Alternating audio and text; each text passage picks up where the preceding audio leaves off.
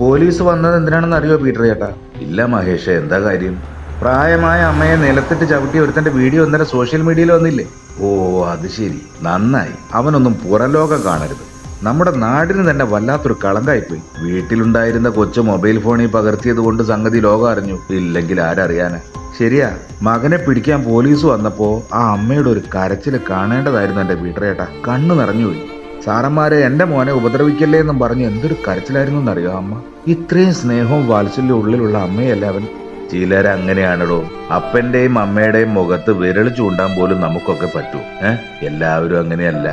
ജാമ്യത്തിൽ ഇറങ്ങി വന്നാലും പിന്നെ ഇത് തന്നെയാവല്ലോ സ്ഥിതി നോർക്കുമ്പോഴാ മനസ്സ് വല്ലാതാവുന്നേ. എന്താ ചെയ്യുക? ചൂട് തന്ന നെഞ്ചത്ത് തന്നെ തൊഴിക്കുന്ന മക്കള്.